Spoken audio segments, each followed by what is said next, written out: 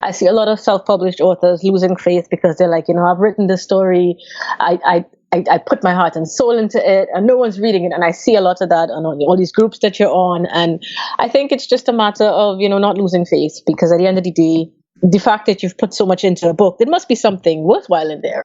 Welcome to the Author Like a Boss podcast, the podcast for indie authors who want to improve their writing, up-level their marketing, make money with their books, and have fun doing it. Now, onto the show with your host, Ella Barnard.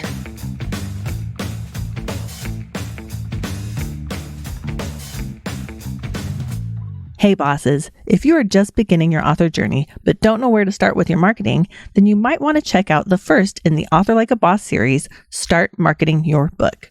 In it, you'll learn how to build your author brand, the #1 marketing tool for indie authors, and how to use social media to connect with your readers.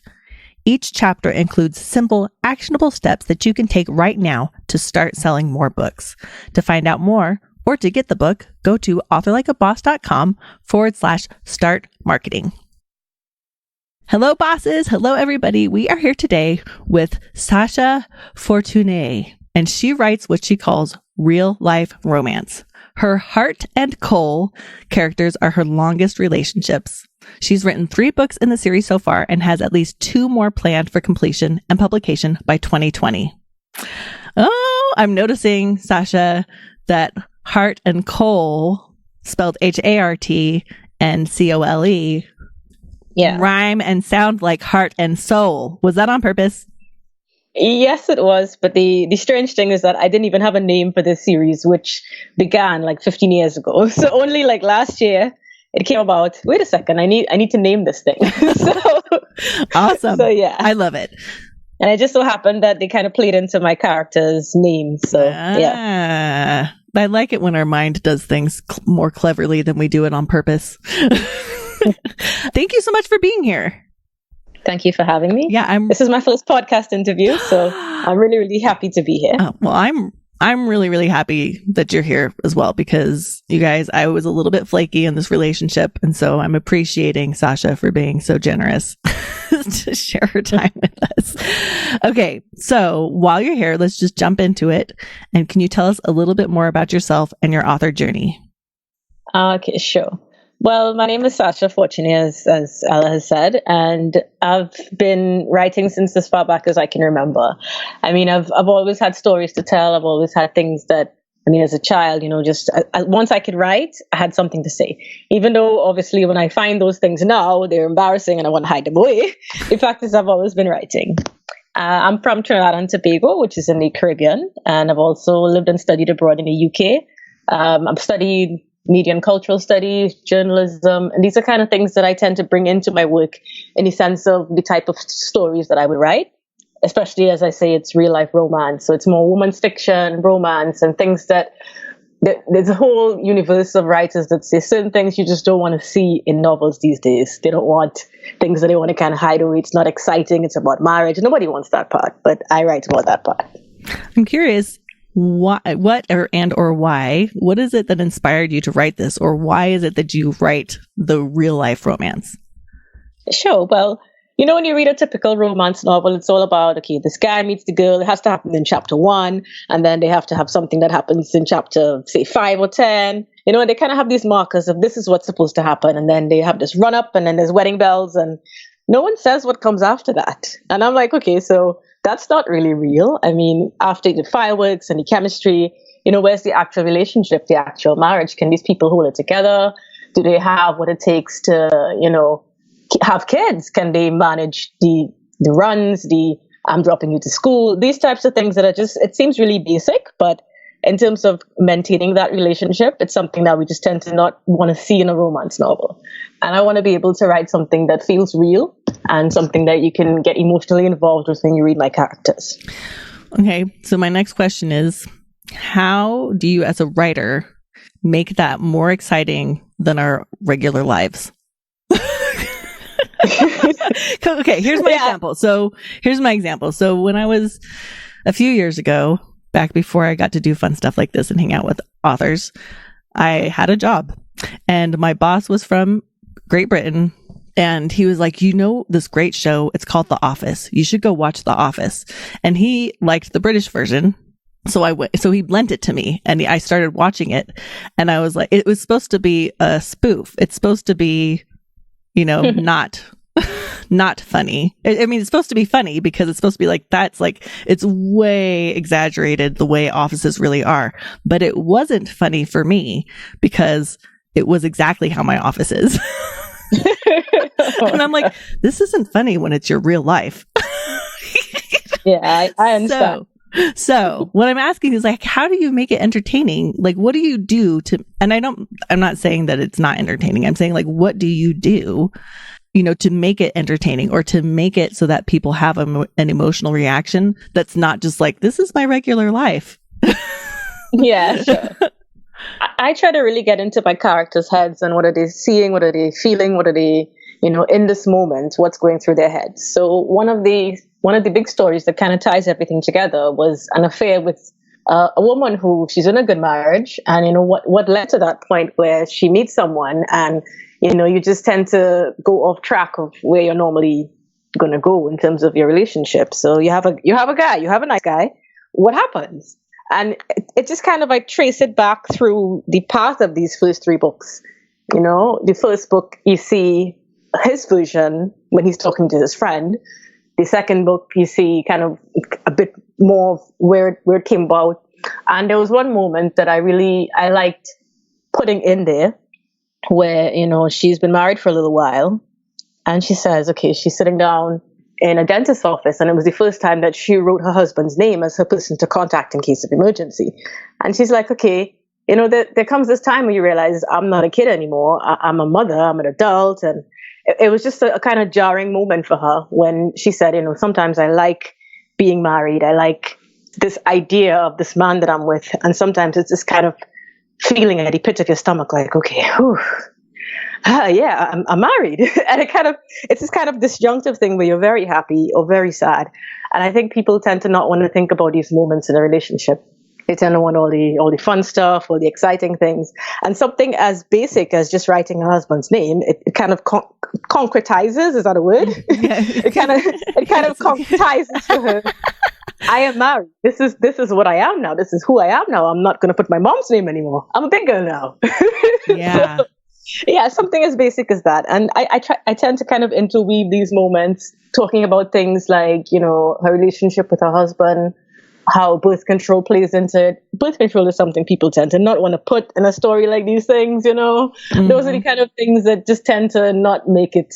I mean, only recently there's been a whole big hullabaloo on social media about, okay, we need to have safe sex in romance novels. So suddenly everyone starts talking about putting condoms on. I'm like, when did this come about?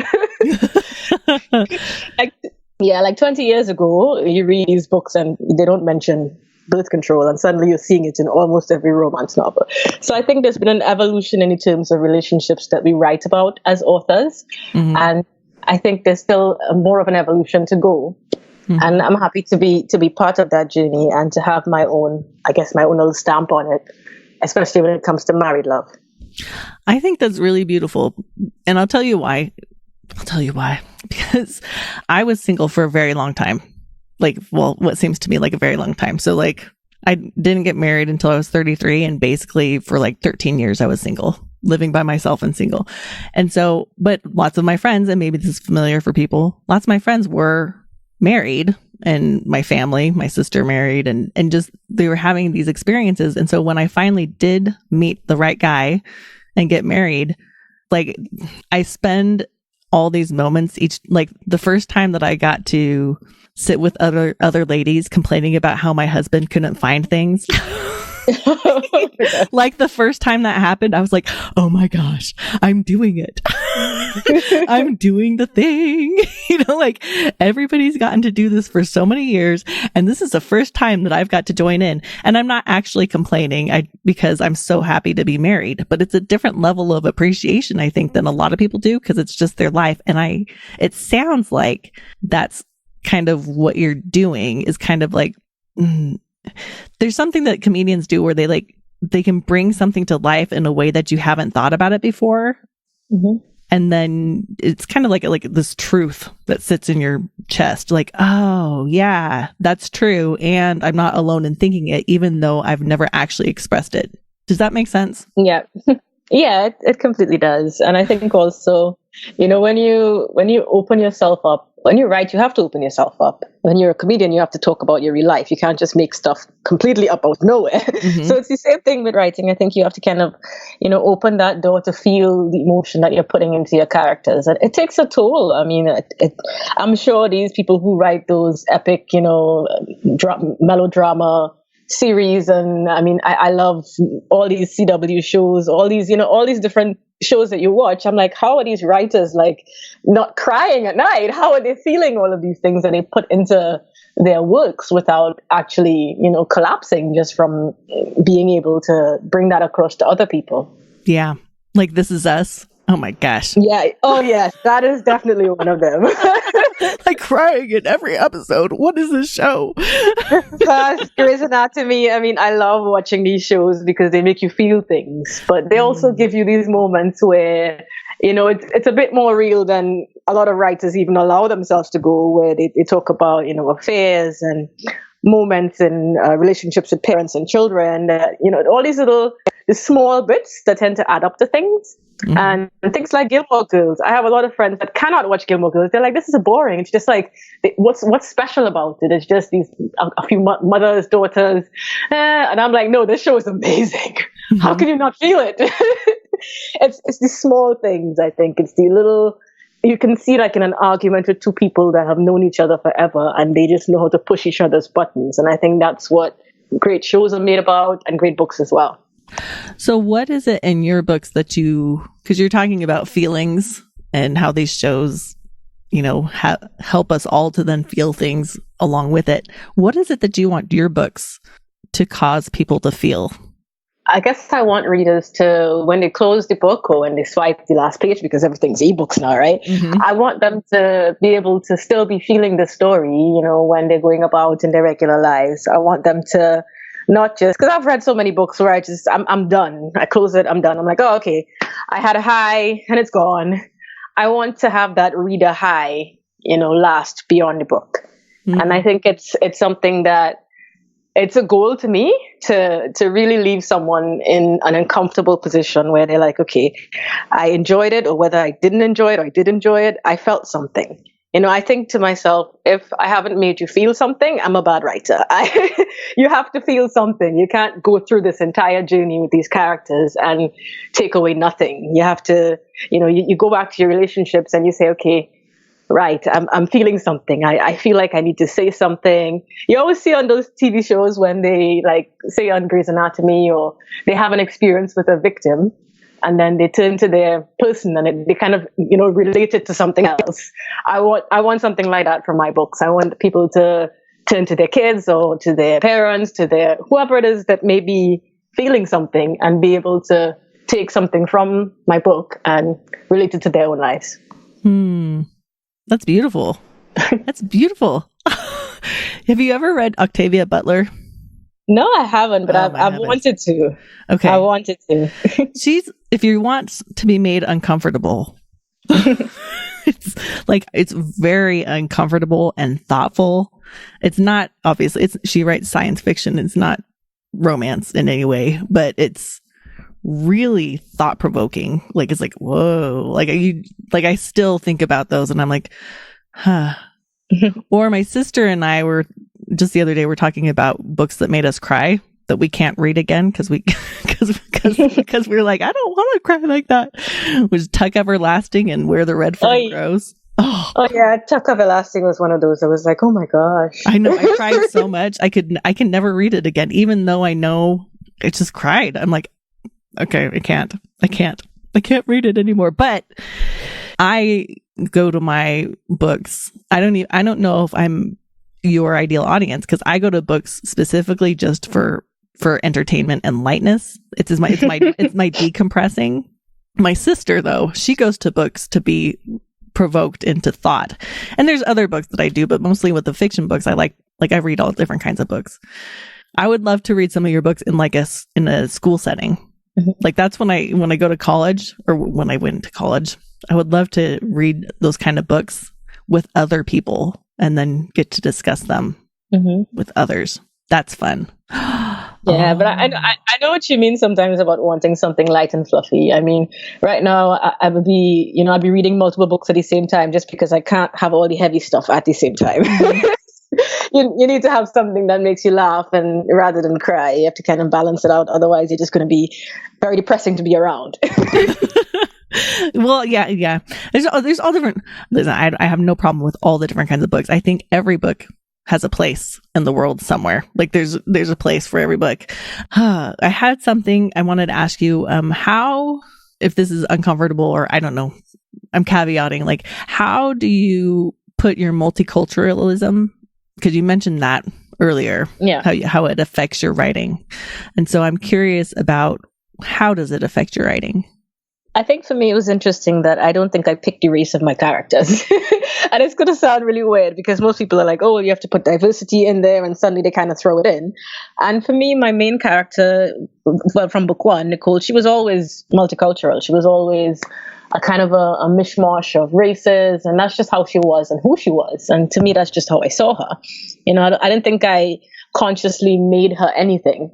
And then when I gave a family friend who was like about maybe 30, 40 years older than me, when I gave her the first draft of this book, this would have been a long time ago because I started writing it about 15 years ago. And she said to me, okay, so you have a Black character. I don't understand. Why is this not a factor here? Why haven't you made this a Caribbean book? Why haven't you, kind of put your background into it? And I was just shocked because, when you're a kid, this is me as a late teens, just coming out of being a kid into being an adult, and you don't really think too much about those kind of things. You just kind of write what you want to write. And when you're in school, teachers are like, hey, she's writing. They don't care what you're writing. And then once you get to a certain point, you have to kind of represent race and background and culture. And if you don't represent it, it becomes an issue all of a sudden. So I sat down on this book for so long just because I didn't know where to go from there. Oh. And then eventually I went to university. I met people from all over the world, and I kept, sharing my book with a few friends, people from my writers guild, just here and there. And they were like, why haven't you published this? Just seriously, why haven't you, just put it up there? It's done. It's been done forever. And then eventually I just did. I took a while. I cleaned it up. I made it a bit more in terms of flowing, but I never changed the story or the background of my characters because to me it would feel like I was being dishonest to my original story because it wasn't about race. It's a mixed race woman with a white guy. And I think the only time you really sense that is when she kind of makes reference to, hey, I'm plaiting my daughter's hair. And Chris, God bless his little white boy heart, he can't because this is a Black thing, Mm-hmm. Like those very, very small things. It wasn't about his family doesn't like mine because this and that. It wasn't even about that. It was just a unique love that they had that race didn't really come into the picture as a big, big factor. It was just how I would want relationships to be now. It's just a factor. It's just a background noise. It's not. It doesn't have to be the main focus of everything. I think that's a place that hopefully culturally and societally that we're getting to, because I was talking with Brian BC Palmer, and he's gay, and he wanted to write urban fantasy with gay characters, but he didn't want the story to be about the fact that the guy was gay. He wanted the story to just be an urban fantasy who happened to have the main character happen to be gay, just so that people can read the story that they want to read and identify with the main character, but it's not about that. And it's not about, I think the fact that you are writing and self-publishing as a multicultural person, as a mixed race, if you are mixed race or whatever you are, I think that's enough. I think that's enough. Like the action of doing it, hopefully these days, and that you can do it is enough and find an audience. That's exciting for me. I love it.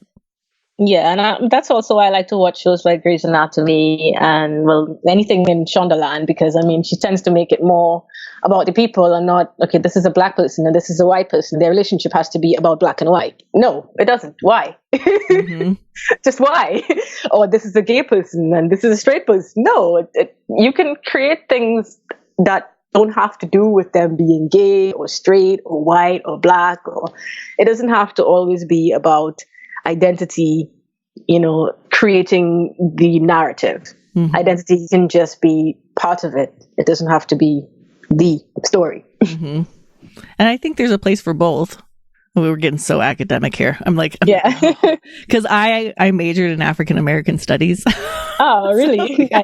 So I'm like, this is like, I have a passion about this. I'm like, oh, passionate, because I grew up really monoculturally. I was raised just in a very white LDS conservative environment, and then grew up and was like, oh, there's a lot I don't know. Yeah. So then I was like on a mission to educate myself as much as possible. And so I really am passionate about, I don't know, just this whole topic. So, so that's one of the things that I remember studying when I was studying. I studied media and cultural studies, so we looked a lot at gender, and we looked at stuff like, how does hair represent, Black culture? How does in historically, one of the things that always surprised me, because I you think you know things, and then when you go and study things, you learn that you didn't know anything. Mm-hmm. One of the things that struck me was back in the days, they didn't light Black characters properly in film. So, just something as simple as that kind of influenced how we saw things from ever since history. Those are the kind of things that you don't even think about when you're watching a movie. You don't think, hey, I can barely see the Black person. Yeah. So those are the kind of things that you learn in these types of African American studies, cultural studies. I know, it's so fascinating. I find it incredibly fascinating, because you think about Sidney Poitier and how he looked in the movies, and then you see a picture of him and you're like, he's not nearly as Black in a picture as he was in the movies, because I didn't realize that that's why, though. Yeah. So things like that. Not that it matters how Black you are. It just, no. But yeah, it's just how society has shaped our perception of things. And I think that goes back to everything that exists in culture, everything that exists in books and film, just because we've been growing up in the midst of all of this. It didn't happen in isolation. We've created our media, we've created our books, we've created our films. So if we don't, put people to change these things, if we don't put persons of color in roles of importance, they're never going to be able to tell their own stories. So I'm glad that I get to mix and match and pull what I want from where I want. And I think one of the things that I'm discussing with one of my beta readers recently is, I haven't had a Caribbean character, but I've had a character that I haven't said where she's from yet. So maybe I can put this in. I always have that freedom to pull from my own experience and create what I want. I don't have to, wait on anyone, which is good about self-publishing. No one's going to discuss with me, well, why are you doing this? Yes. I love that. Okay. So, because I was going to ask, because I had asked, how is your multiculturalism affecting your writing? And you were like, well, it doesn't. I'm just writing who I want to write. And then now you come back around to, you can, but it still doesn't have to, it's not the book. The story isn't about that. The story is the story, and you can just put different characters in it who you want. Yeah, precisely. Got it. Oh my gosh. That's part of the reason I love indie publishing, is because you get to do that. So have you found an audience for your books? Because you're kind of like pushing the envelope a little bit with writing the after they get together romance story. And so are you finding it, and multiculturalism that you're not even acknowledging, like purposefully? You're doing things that haven't been done before. So are you finding an audience for your books? I think in terms of that struggle, it is a struggle, because like I said, it's not the typical story. So you kind of tend to throw it at at the same avenues you would as with any book. And some people will like it, some won't. Some will expect more romance. Some will be like, oh, why have you written about this family? Like, this is boring. I want to read about sex, So I've had that balance of, good reviews, kind of mediocre reviews. So I think it's just a matter of, keeping telling my stories. And when I found that when someone really, really loves a story, that's when they want to reach out to you. They want to say, hey, I like this, or leave a review. You tend to get the ones that really enjoyed it, being more vocal about it. People who didn't really touch, they might be like, yeah, whatever. And you may not ever hear from them. So maybe they're just not my audience, which is fine. I mean, everyone has their own preferences. And I think once I keep track of, what I have to write, what my story is, I will reach that audience, and the audience will grow as time goes by. And as I keep, promoting, having podcasts like these, participating in, those interviews. I've just done a blogger interview where I talked about my book. She sent questions. So I know I think I'm always going to keep getting, that avenue once I keep, keep the faith that I have an audience out there, which I do.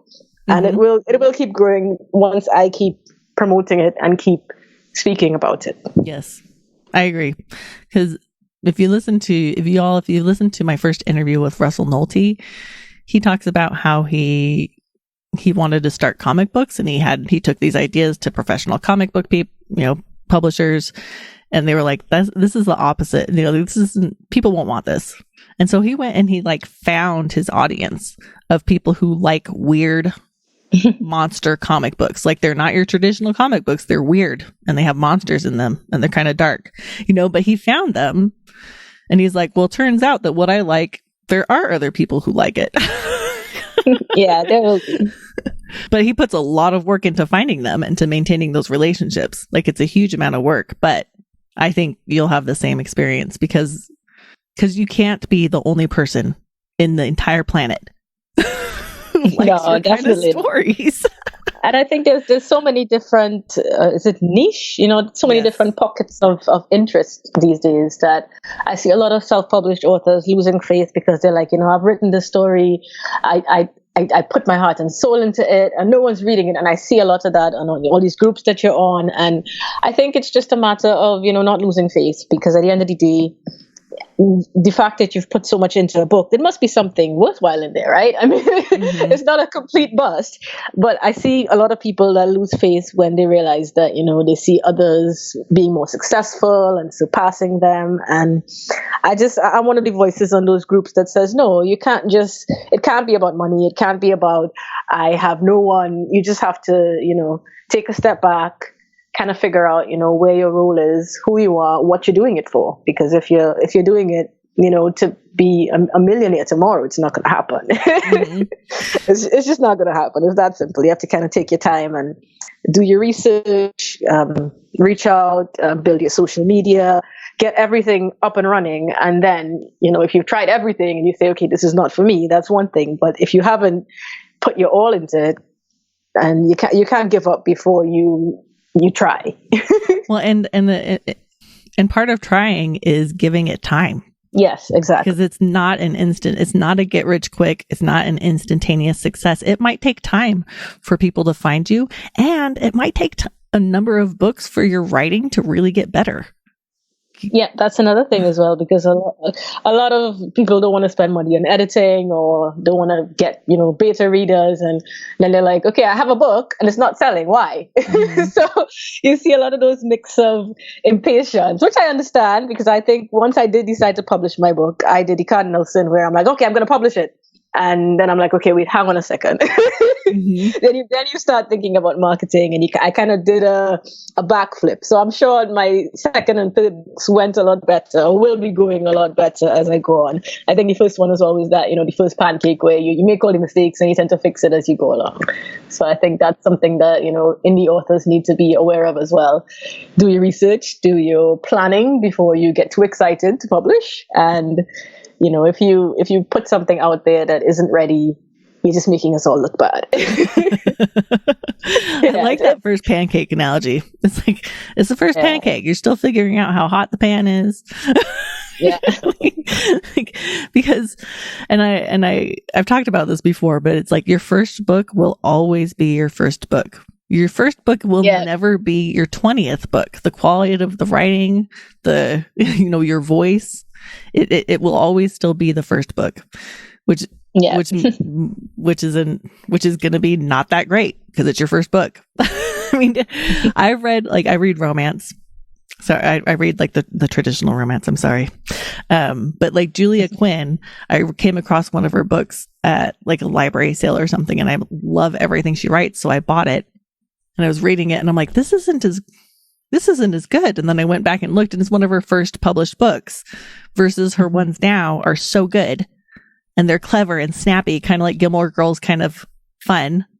And I'm like, oh, she got better. The more books she wrote.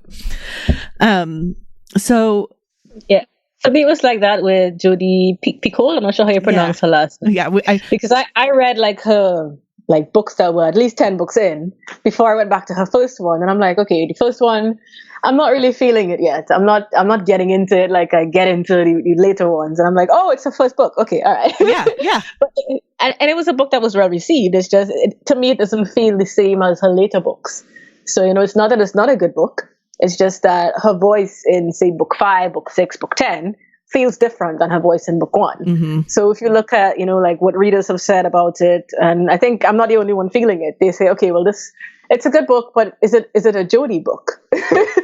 So I guess that's one of the things that you have to be aware of as an author, because I've seen some authors asking on these groups, should I go back and change my first few books? Should I go back and recreate something? And I personally, I don't think it should be done. I think you have to kind of let something breathe and evolve as a writer. You can't keep going back to fix everything to sound more like yourself 10 years later. You have to have faith that your first book was your first book, and just it's supposed to be your first book. Mm-hmm. Oh, there's something beautiful in that. Yeah, I think it's like art as well. I mean, a work of art, they have different, series or different eras. They would say the so-and-so era of Picasso, the so-and-so era, and you can tell there's a change from each level to this grouping. And I think books should be like that as well. So when we have, books from an author over 20 something years, even Stephen King has done it. He's like, I have a book that's way too long. I wish I could cut it, but why would I? Because I've 50 books later. I don't want to go back to that book to fix it. Yeah. And it's like this beautiful testament to who you were when you wrote it. Precise. Yeah. Because I'm thinking about I don't know if anybody else has been like, if I could go back in time and do that differently, like if I could do high school now, my high school experience would be very different because I was a total nerd, and I'm still a nerd, but I wasn't a very confident nerd. So I'd be more confident. But if I went back in time and changed that, I wouldn't be who I am now. And those memories are a beautiful testament to who I was at the time. Just like books and eras of paintings. Oh my gosh, this is so good. Oh my gosh. I'm wanting to read your books just because of the way you think, Sacha. I'm glad to hear that. I'm really glad to hear that, because I know, like I said, when people see it's about marriage, they're like, oh, and they start snoring. Yeah,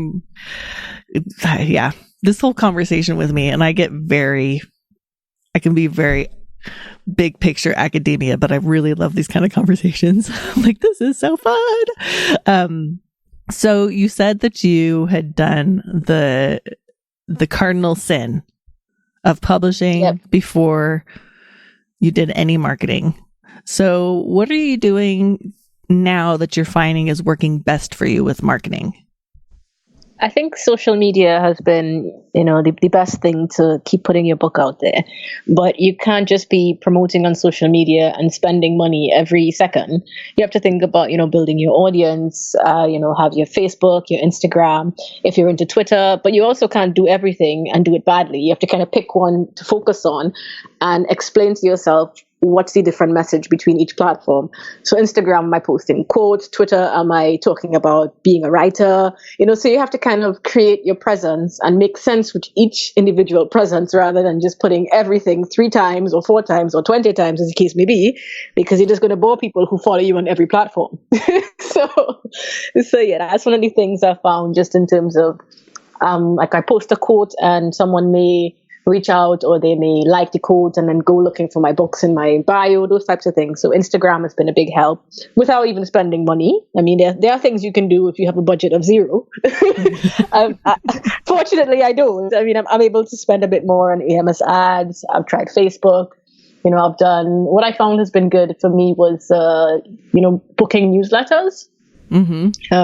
Not other authors' newsletters, though you can do that as well. But I mean, there's loads of sites. There's Book Reader, e-reader News, I think was one of them. Robin Reads. There's a lot of them. And if you can tell yourself, okay, this month I'm going to do 1 newsletter. Next month you can just kind of plan out your year without spending money all the time on everything. And if you are going to do those free promotions that you can do through the KDP, Amazon Kindle Direct Publishing, if you are going to do those free days, make sure they make sense to you. Don't just put it free and then tell no one. I mean, that doesn't make any sense. You would be posting on Facebook. You could invest in newsletter promotion. So you have to kind of just make sure that you're planning stuff and that you have things organized. Because I think, especially as an independent self-published author, if you're not organized, things can go really bad really quickly. And that's when you get depressed and you go on author groups and depress everyone else. Are you speaking from personal experience? I think I've been one of the positive ones because it's not my full-time thing. So I know that I have to put work in to get anything back. But I think there are a lot of authors that, they've, and I understand it as well. When you put your heart and soul into something and you're not getting as famous as you see other people getting so quickly, you start thinking, okay, I must be bad at something. Mm. And being an author is something that requires so much courage. Like being able to put your thoughts out there, to share them with others, to open yourself up to negative feedback. That it takes so much courage. I think it's more than a lot of other careers.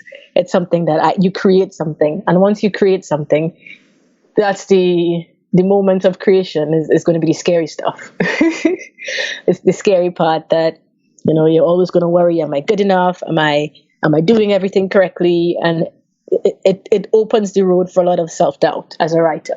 Mm-hmm. You have to have yourself mentally prepared for what it's going to take on you in terms of that toll. And you have to, build your network of other writers. So you know that you're not alone. Because you're not. There's so many of us out there. There's maybe too much. There's so many of us out there. I don't think there could never be too much. Because that's a good point. But I think that, yeah. And this is why. Because every book that you put out, every story somebody puts out has a reader who needs it. And even if it's just one reader, right? It might not be millions of readers. Maybe your 10th book will have millions of readers or thousands of readers or whatever. Maybe one of your books will, and you'll touch on it right at that time. But even if you touch one reader with your book, you've made a difference for that person. Yeah. And that's very true. Beautiful. I mean, this is why I love books. I'm like, oh my gosh, I love books. So yeah, I think for me, there's a quote that I posted on Instagram once, for me, I can't not write. So every day that I get to keep calling myself a writer, every day is a success, and if you have that thought in your mind that writing is doing something for me, it's helping me, kind of level set with myself. It's helping me to express myself. It's helping me to, even have these characters that you create. It's helping you. Then even if you don't have the success that you want at the moment you want it, you're still a success just by being a writer. Because as a writer, you get to express yourself. It's a form of therapy. Mm-hmm. You are able to pull something out of yourself, and that is beautiful. It doesn't have to be perfect. It doesn't have to be successful. It doesn't have to be something that everyone sees. Even if you write and you don't publish it, everything has its place, and you have to be wary of getting yourself too much into the focus of what you need to do, versus, just the fact of the process. The process is part of it as well. Oh my gosh. You're coaching me here because I haven't called myself a writer really even though I have written stuff, because there's something, I have a weird barrier around calling myself a writer, even though I've had a journal since I was in the 4th grade. Like since I was 8, I've kept a journal, and it's not like daily journal, but I have like at least a dozen completed journals for my life. But I'm like, I'm still not a writer. And there is something very courageous and vulnerable about putting your stuff out there, or just doing it and not telling anybody. Or you're right, there is something about being a writer that you could just keep for yourself, regardless of if anybody responds. There are authors in some of these groups that have been writing a book for 30-something, 40-something years, and they're still part of these communities. They haven't published anything, but they know that just the fact that they're part of the community, it keeps them writing. It keeps them thinking about, okay, I have a story to tell. If you just lock it away and you don't, even put 2% of energy into being a writer, you're doing yourself a disservice, I think. At least that's just my opinion. But I think you should also share it. Like, I think once you finish it, once you finish whatever it is, and some people will never finish it so that they don't have to share it. But I think you should at some point, share it with people, because that's, even though no matter how scary it is, because when you are vulnerable and you share something vulnerable with someone else, that's when you call to the truest part of them. Like Brene Brown. Anyways, what do you think about that? Yeah, I think once you've done some pre-work, don't just run and publish it like I did. Once you've done some pre-work and you've built your platform and you've, got some money put aside for a budget, once you have a plan, you need to just publish the damn thing. I waited so long, and I was so glad when I finally did it. Even though, like I said, it was my first pancake, and I'm sure I made lots of mistakes, I was just glad. I was like, I published it. Oh my God, I'm a published writer. And you run around for a little while with that in your head. And of course, you have to prepare yourself for, there will be knocks after you publish. There will be things that you learn after you publish, or maybe you might get a bad review. Or there will be those moments. You do have to prepare for that. But before you even get to what's the worst that could happen, you need to think about the best thing that could happen, which is that you published it. That is huge. Yes. Yeah, it is. So what's your best advice for people? Do you mean authors? Yeah, authors. No, just people. No. What's your best advice for people who maybe haven't taken that step to just publish it?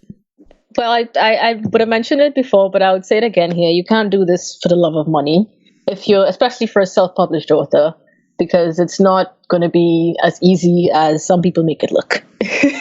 You need to step back, ask yourself what success means to you, and give yourself, measurable, realistic goals to get there.